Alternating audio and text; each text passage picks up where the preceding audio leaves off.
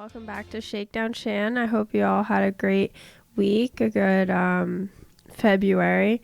We got hammered with snow this month. I think we got like a little over 2 feet and then like another foot, some ice, and then it was like 50 degrees one day. And welcome to New York and our bipolar weather system. It's not global warming. It's just the weather has weird patterns sometimes. You're right. I heard some things on global warming that really make a lot of sense. And when you stop to think about it, I don't know if we talked about this the last time about the shift in the magnetic fields, but the North and South poles.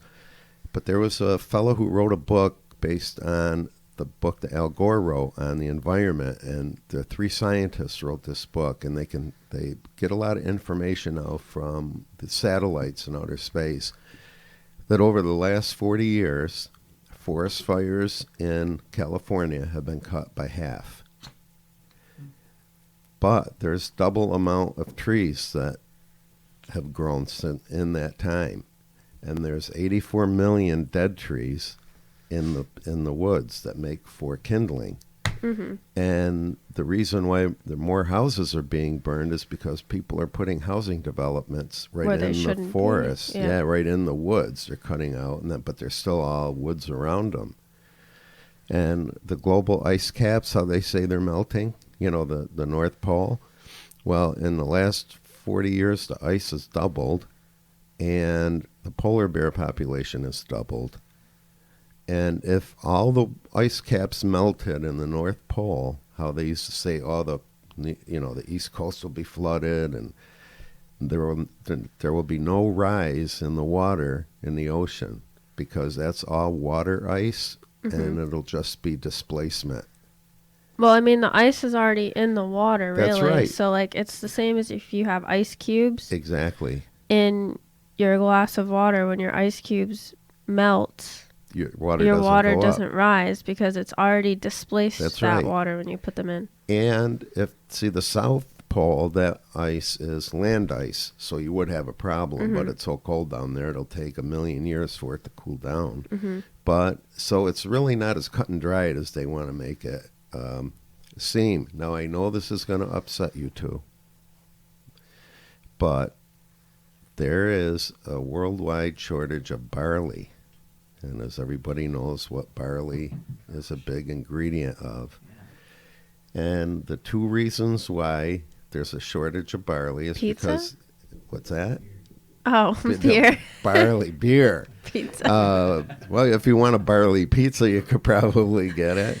But most of the barley is from the Eastern European countries like Russia, Hungary, and that area over there. And it's all the craft beer connoisseurs. Right. And they had a real hot summer last year, but what barley needs to grow is carbon dioxide.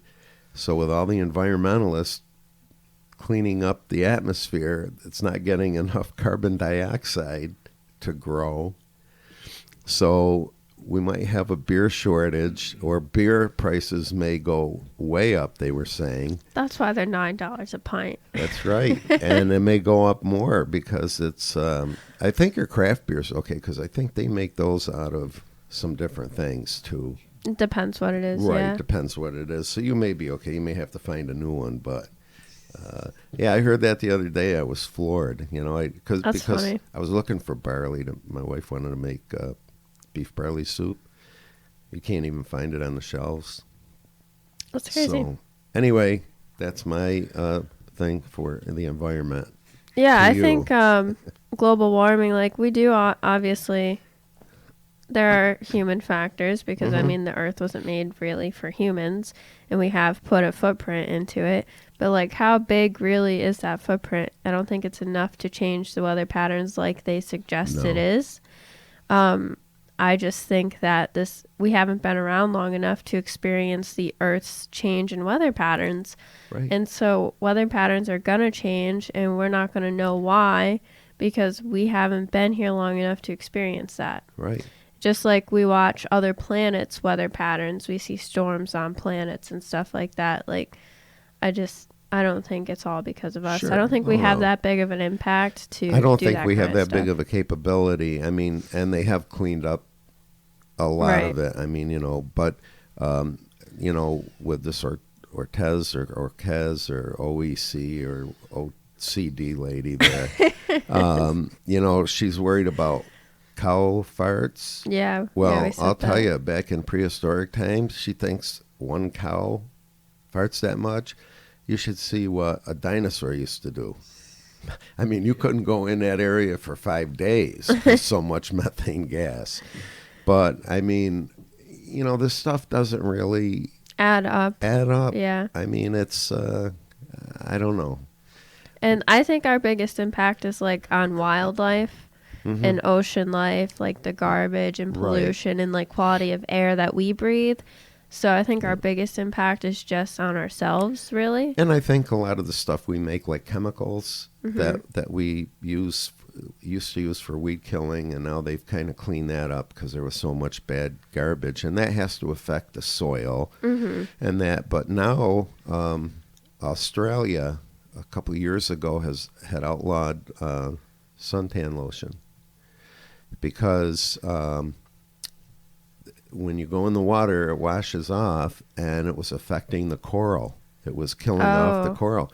So now I think Hawaii is going to, or they have banned suntan lotion, and I think that wherever there's coral, they're going to do the same thing because it's a proven fact that unless they come up with a different. So what do you do for that? I don't know. I don't know. Have you ever watched Seinfeld? I've seen a few All right, episodes. you remember when Kramer put butter on him and went on the roof? And Newman thought he smelled like a turkey, and every time he looked at him, he was like a turkey laying in a lounge chair. Maybe that's the answer. I don't know, but you gotta, I mean, because skin cancer, and my doctor knows this because I've had skin cancer, that Australia is the #1 country in the world that has skin cancer. So they were trying to... because they can't use sunscreen. Right, and now and he said he was over there giving a seminar, and he said, and then a week later they banned sunscreen, and he said, that's because they're closest to the sun down there, I mean, they're pretty much right up there, and it's an open country. And so we add a lot of stuff ourselves and chemicals that we may not have to use. But as far as, the weather and everything. weather and cars being run by gasoline, I don't see that as, with the emission controls, and I don't see that as a big deal anymore. No. And another thing about like cars, they have this new like engine start stop thing. Right. When you brake at a stop sign or a stoplight fully, the engine turns off. Well, And they've been doing this to like go green. Okay. But you have to think about how much wear and tear that adds on your starter, because you go from just turning it on when you leave to turning it off, from your engine having to start and stop and start again every time you make a full brake. Well, not only on your starter, and I'm not a car expert, and I don't know if Joey is, but I don't know if it takes, when you start your car, if it takes more juice to start your car than it does when you're driving. Is it really more green or convenient? Right. Who knows? I mean, you don't want more batteries to be disposed of. No. Now, I know like the electric car, their batteries, they don't have they have a 10-year life, I think, but the batteries cost like $10,000. So, I mean, even if you try to go green with an electric car, you're going to end up paying a lot more. So, I don't know. Don't know. All right. So, I did want to talk more about the State of the Union, because as great of as an episode that we had last week, I really didn't touch on most of the stuff I wrote down. So, I don't want to go too in depth, but I did want to just talk about some quotes that I pulled out from it and my thought on it. Not really, I probably won't answer my questions, but I'm going to throw some questions out there. Maybe my listeners can send answers or something, or maybe Rick has some ideas. So Trump in the State of the Union was talking about this big economic boom that we've been having. And he said in just 2 years, we've launched an unprecedented economic boom. So I had a quick thought on that, and I was like, is this a good or a bad thing? Are we creating bubbles? How much of this is the government in play to this boom? We've seen it before with the housing market boom, the internet, stock market booms. Yeah, it seems like a boom, and then we find out that really government just put a lot of money into it and created this bubble, and it collapses, and then everything goes to hell. So we may be having a boom, but I don't know if it's a good thing or a bad thing yet. He said, we've created 5.3 million new jobs and 600,000 new manufacturing jobs, and we are just getting started. So my quick thought on that was, what jobs were they? I would have liked him to just give some examples. I'm sure it's easy research that you could do or whatever, but that when I was listening to it, that's just what I had. And he said, wages are rising at the fastest pace in decades. And my thought on that was, what does this do to employment and the cost of goods? Because minimum wage, raising it is not a good incentive to employment. So you're raising minimum wage, which means the company has to pay out more money. They're not able to, if they're not bringing in more profit to match that, they're going to have to let people go. Their employees are going to have to do more work. And then the amount of more work that those employees are doing, they should be getting paid more, but they can't get paid more because their wages just got raised. And it's going to be harder for people to employ just people off the street, because they don't have much experience. So if they have to automatically pay them, say, $15 an hour, they're going to have to look for somebody with certain skill sets and blah, blah, blah for just a simple job, because they're going to have to pay them so much. Okay. You're not going to pay someone off the street $15 an hour, and that puts a disincentive on working and employment, because it's going to be harder to get a job because they have to be paid $15 an hour. And people aren't going to be hiring as much. So I really don't think raising minimum wage is the answer. Well, let me just put something to you now.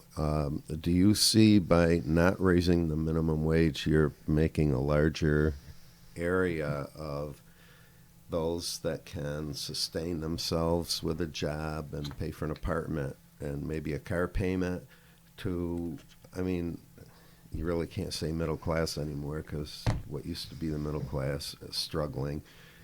But that area in between, because if, let's say you have a job and you have your own apartment, mm-hmm. and you have to pay for your rent and your heat and lights, and if you want cable TV doesn't really bother you not having, but if you wanted cable TV and you weren't making, if you lived in an area like Saratoga where you had to pay, $1,300, $1,200 a month rent because you can't find anything less than that. Saratoga's ridiculous. How can you, if you're not making, even $15 an hour probably isn't enough to cut it. And you can't go, like a lot of workers in Saratoga are service industry workers. Mm-hmm. So if you live outside, you're going to have to move either west or east, because if you go to Wilton or Greenfield or Malta, they're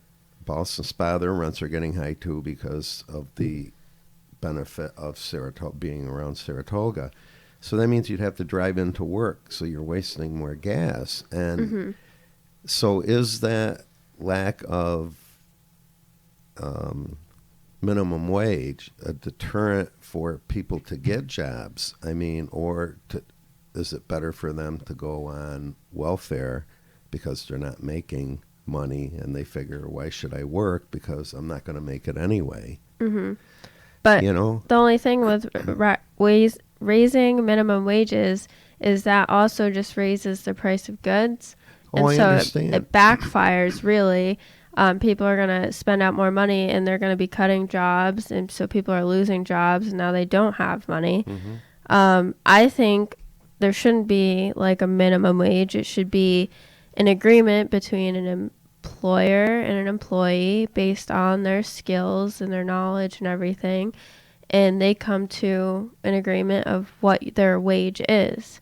And that's really how it should be. I don't think the state should have any say of every company has to pay X amount of dollars, because it's not realistic, especially for small businesses, like family, locally owned businesses. Like, they can't afford a staff because wages are so high. They're maybe just starting up or whatever.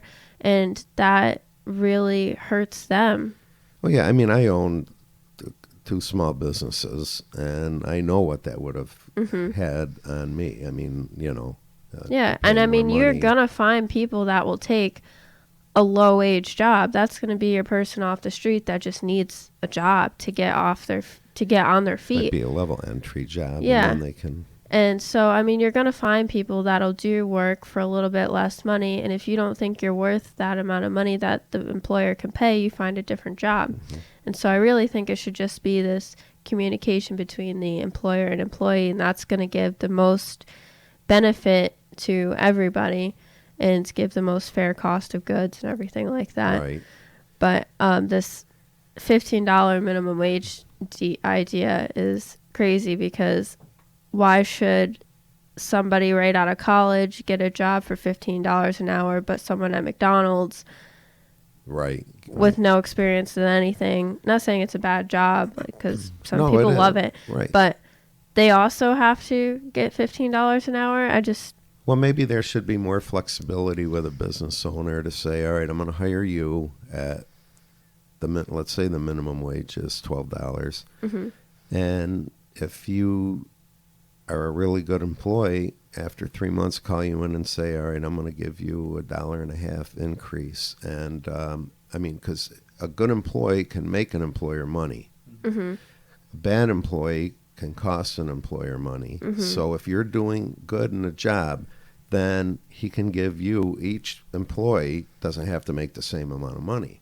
If you're doing a good job, he may be able to give you $1.50 raise, all right? And then if you do better and you're making more, making the business better, then maybe he can give you more money a year from then and build you up, and not have to do it to everybody, because the other people may just be getting along because it's a job, Right. Maybe the flexibility should be in with the, like you said, with the like more negotiable. But like, just to have that like $12 starting right off the bat, like, you can't just take someone that needs a job that'll work for you for a few months to get on their feet again, because you're not going to pay them $15 an hour and you can find someone better. But also, like, say there's a company and you have some people making $15 an hour already, some people making $12, and the minimum wage goes up to $15. You now have to bring the $12 an hour up to $15. Right. And the people that are at $15 already worked their way up to $15, and now they're all making $15. But the people that were already at $15 did so much work and are doing so much more work than the people that just got raised to the new minimum wage. Right. But the other people aren't getting compensated for that. No, they're going to go to their boss and say, I want $18 an hour. Right, and they're not going to get that, because now they're spending so much more money, and it's such a disincentive, and I really don't like it. But that I see all the time. It seems like both sides, both Republicans and Democrats, are always like, raise the minimum wage, blah, blah, blah, blah. I just don't see the benefits really, and how it's really their business being in business. Well, they don't. The reason they don't care, it's a political issue that a lot of people like. Right? I mean, raise it to $20, I'll be happy. So they use that. Yeah, they just want the votes to get really. for the votes. I mean, and half of them probably don't even know what things cost, because they have aides or people to go out and they make big money, and most of them get wealthy once they get elected. So, and most of the people voting don't understand economics, and aren't thinking about how a $15 minimum wage is going to affect everything. Sure. So they just hear, oh, more money for me, and that's good. I like that. And they're not thinking about the bigger picture. That's right. And, just to interject something here about voting, it's not, and then get back to the State of the Union. There's a push to lower the voting age to 16. If you can believe we'll it. We'll be ruined. Can you imagine if that ever happened? It's the socialist side of the Democratic Party. Of course they want to lower it. Wants to lower the age to 16. Because I mean, a 16-year-old doesn't even know how to read or write, most of them, because they don't pay attention in school. Well, they probably can write, but they probably can't spell well. I know I can't because spell check. Well, yeah, but I mean, see, the students whose parents take an active role in their life and education, it would there's a lot of smart 16-year-olds. Don't get me wrong, but for the most part, all they want to do is go out, have fun, and I mean, 75% of high school graduates going to a two-year school have to take remedial math and reading classes because they can't do math or read. So, I mean, that's a scary thing, knowing that they could have been voting for 2 years. Yeah.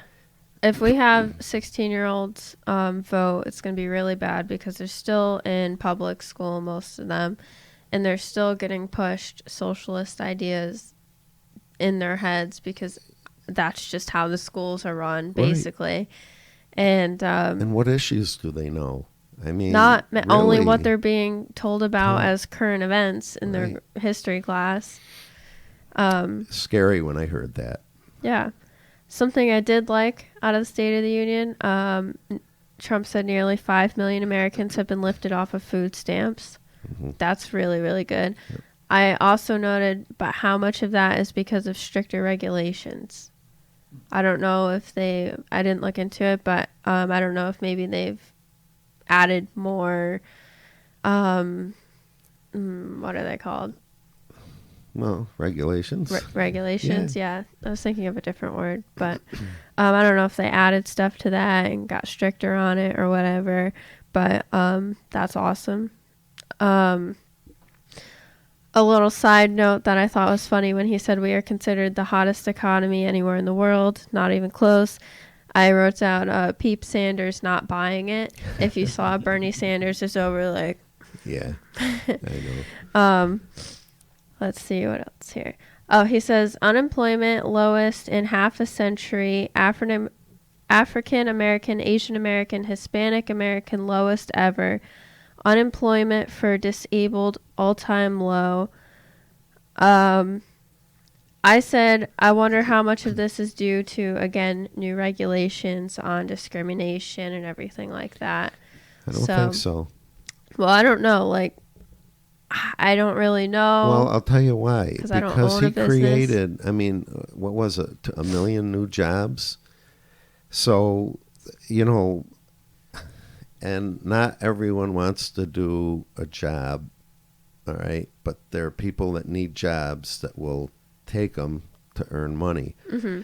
And I know that he's getting, in the polls, he is getting a bigger share of the Spanish and the black votes in his numbers. And they said that generally the African American vote for a Republican candidate was like 8%. And I think there's now in polling, there's a 20% upswing. And the same with the Spanish vote because, and we'll get to that when you talk about the border and things like that. But those numbers have risen, and they do like Trump for that. Maybe not 100% because they still think they can get whatever they want from the Democratic Party and the way it benefits in that. But there are, I mean, I listened to some interviews the other day with African Americans, on a talk show, and they said that everybody they know, all their friends that are black, praise Trump for doing what he did for getting jobs going again. So, I think it's a good thing. Oh, Whatever. definitely. But when I was listening to it, I was wondering if there were any new laws or regulations on discrimination that might add to that number, because I'm not aware of that side of business or any new laws about that. Let's see. He said massive tax cut for working families and doubled the child tax credit. So tax cut and anything, I like that. Doubling the child tax credit, as good as it sounds, it's a bad incentive because, the child tax credit is already a bad incentive. Giving us more money back is cool, but that just gives people who can't afford children double the incentive to have children. I'm just going to say I didn't see a doubling in my child tax credit. So I don't know what You this didn't? is. No, I don't know where this is coming from. Well, maybe, if he did it in the beginning of the year, it should have been in this year's tax code, unless it's going to be in next year's. It might be in the next, because if he just did it in 2018, we just filed for 2018. Taxes confuse me. Yeah, I know. You're filing for the year back of what year you're in. Right. And so, but if he did it then, it wouldn't count for the whole year. Probably not. So it would probably take effect this year. I would think so. Like when he cut out the individual mandate, it didn't take effect that year. Right. It took effect the next year. So maybe I'll see it. I'll believe it when I see it. But I didn't see it this year. And I was mad when I listened to that. I'm like, that's not true. I didn't see it. But I do think it's double the bad incentive for having children if you can't afford them. Oh, yeah, I wrote down, why were my refunds so small? We talked about this one, the end of the estate death tax. That's good. Eliminated the individual mandate. Yes. The Right to Try Act. Almost none of the Democrats stood up for that, which was interesting. For what? When he brought up the Right to Try Act, all the Republicans stood up and almost none of the Democrats stood up, and I was concerned about that. So the Right to Try Act, it is a good step forward, but I still think it's a little crazy that you have to go through X, Y, Z before you can try other alternative medication. Okay. But it is a good step in the right direction. He also pointed out that taxes and regulations drive out business, which was interesting to hear a president say. We are the number one producer of oil and natural gas in the world. I didn't know that before this. For the first time in 65 years, we are a net exporter of energy. Our economy is envied by the world. Our military is the most powerful by far. And I wrote down for that, I said, okay, but at what cost? So yes, we have a powerful military. Our economy, yes, we say it's booming, it's good, but like I said, I don't know if that's good or bad yet, because I don't know how much the government is putting into that bubble of an economy boom. So I just want to know, at what cost is it taking to make us great? And is it going to collapse? And we're all going to feel that. But the thing is, if let's say they did rework some of the benefit programs that people get, it maybe wasn't by creating more jobs. It may have been not an incentive for people to get a job, because a lot of people don't, they'd like to collect from as long as they could. But if they said to me, Rick, you're getting benefits and food stamps and heat. What we want you to do is to find a job, and you can only make X amount a month, but then we'll still give you benefits, but you have to get a part-time job. Otherwise, you're going to lose some benefits. And I know people where I am that do that are, in a program like that. And I think it's good. So what it's doing, it's making them work, which hopefully by getting them out and making them feel better about themselves, maybe they'll get a full-time job, and get off of benefits. So when they say that the benefits have been cut, that might be one of the programs that cut the benefits that, maybe not 100%, but. So when he says that the State of the Union is strong and mentions winning, everybody started shouting USA like it was like a sports game. And I was just like a little sickened by it, kind of, because like it's like very like nationalism is weird to me. Like, it's okay to love your country, obviously, and stuff like that. But I didn't feel like the setting was really right for it. It's supposed to be more of like a... dignified. Yeah. And it's like the time Obama mentioned the drone bombing and everyone was applauding and standing up and getting riled up about that. But everyone's out here shouting USA, and all I could think of was a football game, and I just didn't like it. Well, didn't like it. No, I'm not a communist. It's better than the Democrats standing up and saying MEXICO, MEXICO. Yelling Mexico. I'd rather have them yell USA. But like nationalism's weird to me, just because it is good to like your country if you're doing good things and you really believe in it, I guess. But like, is it blind nationalism? What happens if our country goes down a wrong path? Like, just hypothetical situation. Say we ended up with a dictatorship. Are people still going to be blindly following them with nationalism, shouting USA? Like, those are not, it's not, nationalism can be a good thing, but it can be a bad thing. Like, you can't have too much of something or it's not good. No, you're right. Just my thoughts. I mean, look at Venezuela. Right. Richest country, one of the richest countries in the world, and they went downhill so fast. Mm-hmm. And the people aren't happy with the country, and they're leaving in drones, so. I did like he brought up great things are happening in the U.S., and the only thing that can stop it are foolish wars. That's good. That he brought that up. He brought a little bit of light to some things that libertarians try to shout out that no one listens to. So I liked those parts. Politics or ridiculous partisan investigations. He brought up the investigations a lot.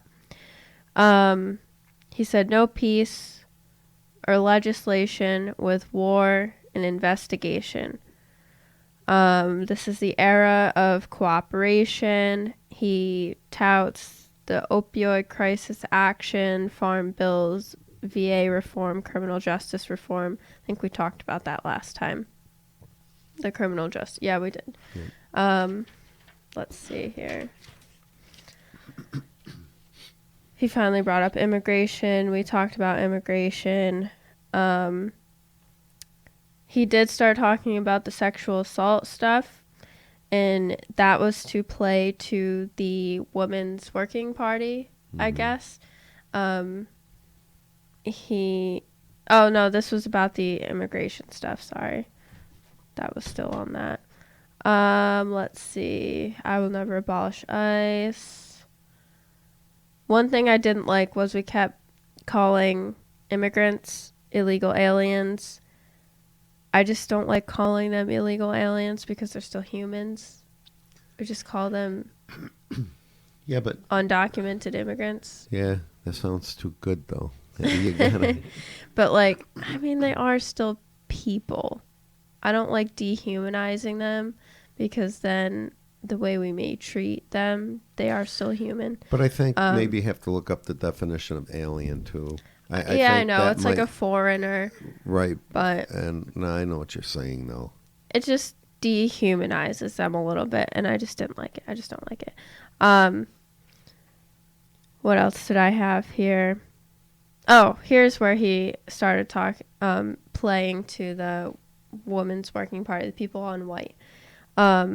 He started talking about women in the workforce in Congress, and he started playing to them, saying that they weren't supposed to stand up and clap, because he did start saying that there's more women working now than ever. There's more women in Congress now than ever because of him, and blah, blah, blah. I don't really know if it's because of him.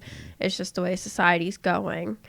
But they really did like that, and they stood up and clapped for him, and it was funny because he joked around about that. He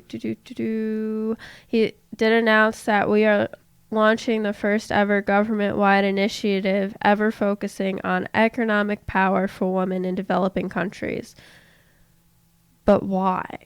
I just want to know, why are we going to other countries and spending our money and getting their empowering their women in developing countries, when we should be spending money and working on the stuff in our country first? Because I thought his whole slogan was "Make America Great Again." So I just said, why, though? Why? He wanted them to stand up and clap, that's all. That I know. He just wanted them to. That was for them. He started talking about trade policies and tariffs on goods in China. What were my thoughts on that? He's working on a trade deal with China to reduce trade deficit and protect American jobs. I don't think it's the government's job to interfere with trade, and tariffs can go bad. They can definitely go bad, but I mean, if we're going to get rid of them soon, good. More announcements. Need to pass the USMCA to replace NAFTA. Bring back manufacturing jobs, increase agriculture, protect intellectual property, and ensure that our cars are made in the USA. So that, I wrote down, sounds like communist Russia when they controlled business. So there was a time when everything in Russia had to be made in Russia. Mm-hmm. The cars were not good. The cars that they made, you can look up pictures, videos, and stuff like that. All their stuff sucked. And I just don't like that he wants our cars to be made in the USA. It just made me think of communist Russia. Or Germany. Because Hitler's favorite car was the Beetle. So, one communist flag for Trump. But I don't see much else than that. He wants to pass the Reciprocal Trade Act. If charged unfair tariff, we can charge them back. I don't think you should be playing with trade. That's just my thought. Crumbling infrastructure, cutting edge industries of the future. This is not an option. This is a necessity. I don't know how I feel about infrastructure. I feel like private companies can deal with infrastructure if we let them. Is it really government's role? Well, you know, I don't know if you ever heard of Robert Byrd. He was a senator from Virginia, I think. And in his early days, he was a Ku Klux Klan leader.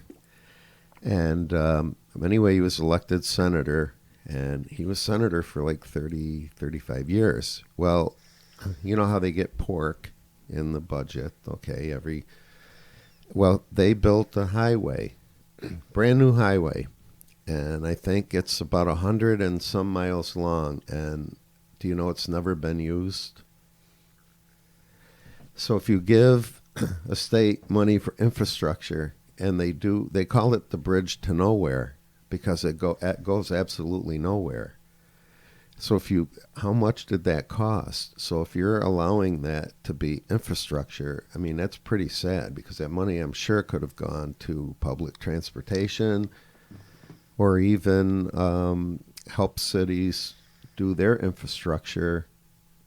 I mean, Saratoga's infrastructure, now underneath the ground is so bad that they're still using 100-year-old sewer pipes and water lines, and that's bad because that's why we keep getting water main breaks. Well, some of that infrastructure money could go to cities to redo their infrastructure.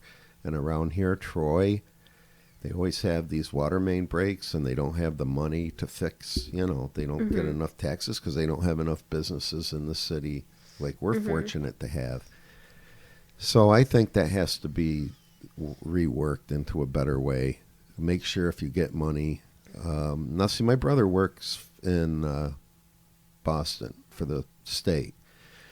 When he first started, his job was if you were a business and you got a grant to do certain things, he went and audited once a year to make sure the money that you got you were using for its purpose. Because there's a lot of businesses that get money and they don't use it for what they intended it to. So I think that should be the same thing like infrastructure. I mean, all right, maybe cities need help, but they shouldn't be allowed to build a highway for 160. So the highway to nowhere, if you look it up, I mean, for things like that, it's just a waste of millions of dollars. He also announced he wants to lower the cost of healthcare and drugs. That's cool. Protect pre-existing conditions, however he's going to do that. Require drug companies and insurance companies and hospitals to disclose prices to foster competition and bring costs way down. That's a libertarian idea, because not all companies will disclose the different their prices of the actual drugs that you're buying, and so you just have no idea until you go to buy it, and you can't like shop around for. That's how prescription drugs work. You don't know the prices of all these things until you go to buy it. And so are you really getting the best deal? So he wants more competition. That's one of his ideas, to bring down the cost of drugs. Good idea. Let's see. The budget will ask to eliminate the HIV epidemic within 10 years, defeat AIDS in America and child cancer and beyond. I don't know what the beyond means, and I don't know how he's going to do that, but okay. He brought up a cancer survivor. That was really nice. There's this little girl. School choice. He didn't say much about that, so I'm confused about what that means. But school choice is something he wants to do. Nationwide paid family leave. It's not a good idea. Requiring all businesses to give paid family leave. This is a play to get votes. That one is. Because it's not a good idea. No, it isn't. No. Employers shouldn't have to absolutely pay for family leave. Terminate late-term abortions. I can go with that. And he defined, at first I was like, what is late term? But he went on to define it. Late term meaning a child who can feel pain. Let's see. And then he talked about New York's new abortion law and Virginia, who supports after-birth abortion, which he really hammered on Cuomo for that. He's very upset. But I thought it was strange. He brought God and religion into it, and so I wrote down separation of church and state. I felt like that shouldn't have brought into this. Right. And it's the state of the union.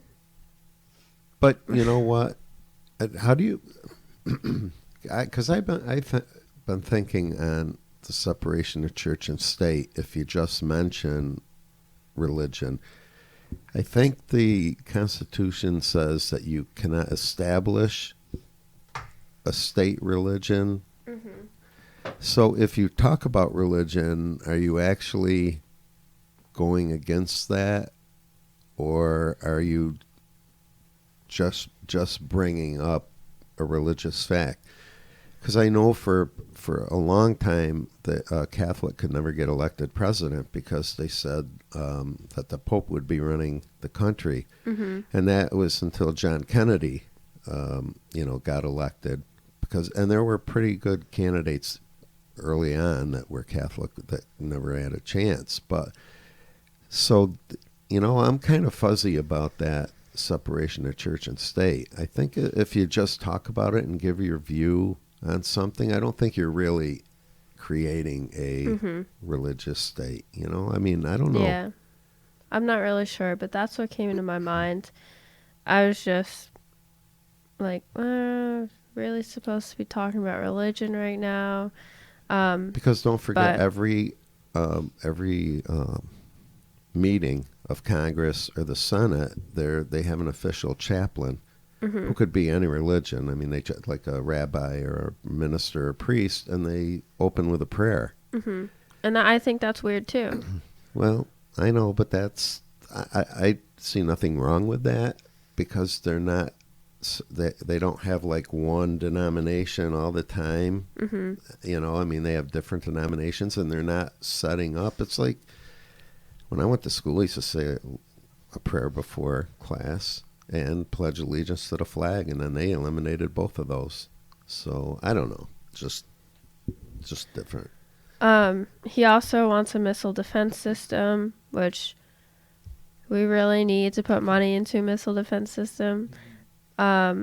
He said, never apologize for advancing our interests. We followed our agreement to back off nuclear weapons, but Russia did not.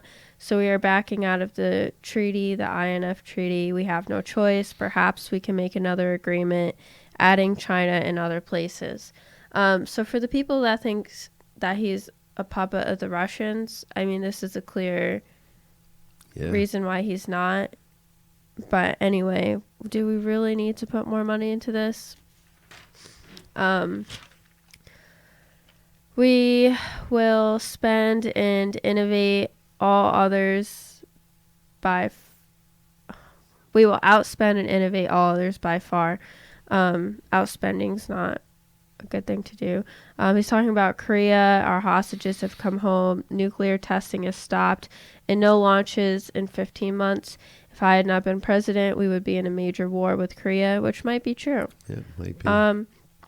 Because everyone was gung-ho that he's going to be killing us all over here with missiles. So, right, and he was starting to test the range of his missiles. So, and he announces that he has a meeting with Kim in 2 weeks.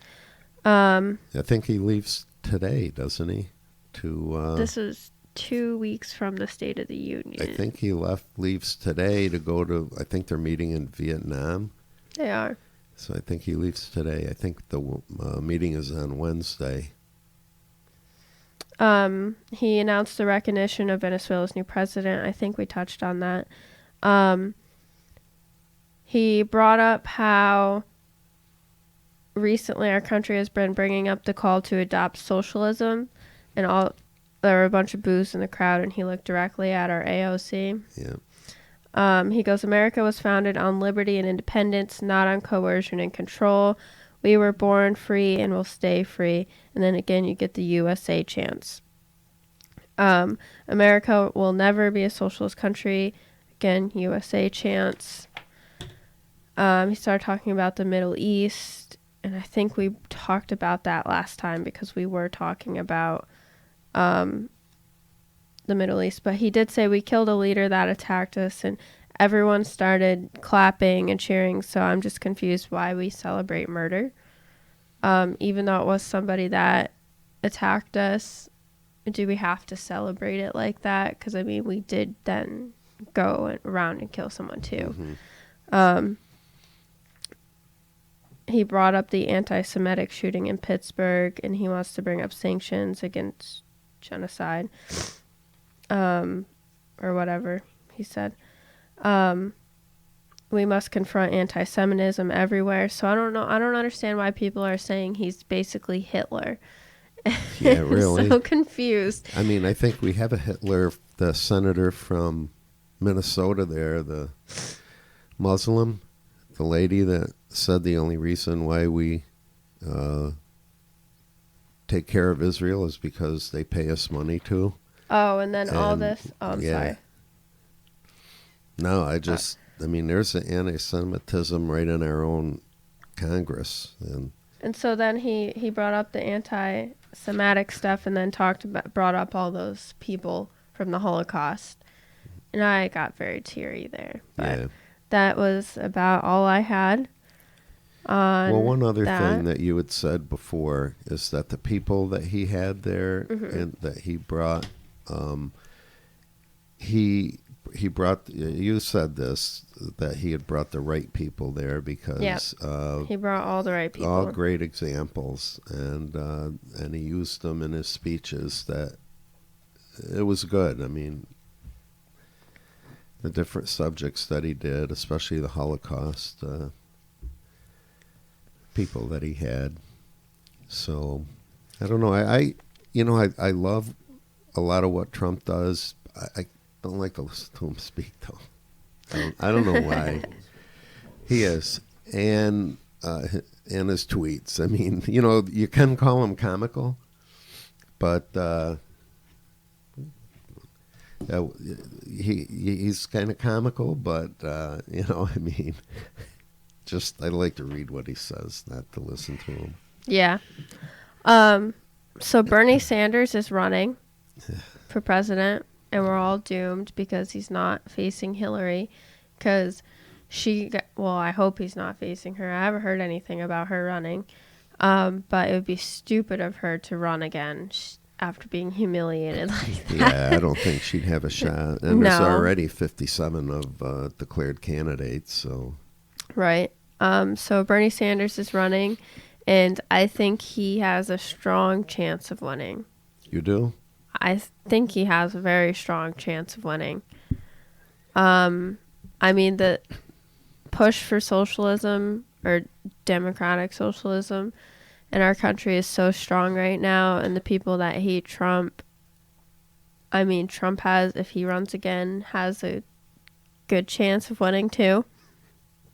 But I think it'll come down to Trump and Bernie Sanders. And that's just my guess. But I think it will come down to them. I mean, I think Trump has a strong shot of being reelected. And I also think Bernie Sanders will get there. So I'm not betting on it because I don't bet money. But yeah, I know.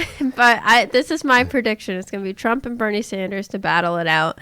And Bernie Sanders has great chance of winning, and I'm scared. Well, I'll tell you why I don't think that's right. And I think Trump has a large amount of people that are going to vote for him. On the other side, if Bernie Sanders is the candidate, there's a lot of Democrats that don't want socialism. All right? But they don't want Trump either. But I think here again, it's going to be the lesser of two evils, like Trump and Hillary was. Do you want to vote for Sanders, even though you don't believe in socialism, but you know how socialist he is? Or are you going to vote for Trump just so that you don't get a socialist in there to possibly ruin, whatever we have? Mm-hmm. So I think there's going to be just the number of Democrats that will vote for Trump, because they'll vote against a socialist, where if you had another candidate in there that was maybe a centrist Democrat, that they would get the Democrat votes, and maybe the Republicans who don't like Trump. But I think if it's a matter of socialist versus Trump, I think Trump would come out on top. I think the way the Democrats might think is that even if Bernie Sanders became president, that Congress could still overrule him. Yeah, but look here, how many you got already that signed on to ABC's Green Initiative there? I mean, so I mean, I don't know. I think he has a strong chance. I think it's going to come down to them, and it's going to be a very close race. I would love to see a debate between them. And yeah. Yeah, wouldn't that be a fun debate? Yeah, Bernie will be bouncing his head back and forth. You're wrong. Yeah, right. You're wrong. No. He'll be like, well, you know what? If you remember, they said that FDR was a socialist because he promised the people that he would give them, what was it, a chicken in every pot and a car in every garage? Yep. And they said that he had the basics of socialism in his politics. And I mean, he was the only president that served almost 12 years. Then they passed the Because we were in war amendment. so Yeah. long, yeah. Then they passed the amendment that you could only have two terms. But they said that he had a lot of socialist ideas. Oh, definitely. He did the New Deal, New right? Deal, yeah, Yeah, that was straight out of a socialist book. right. Yeah, so I want all my listeners to put in who they think is going to come out to. And if it does, if you agree with us that it could be Trump and Bernie Sanders head to head, who do you think would win? This should be an interesting. I'll put a poll up on Facebook. So I think I'm going to cut it there. Going to enjoy a little bit of my Sunday and go to work later. And so that's all I have for today. All right. Well, it was great being with you here Yeah, today. great to be back.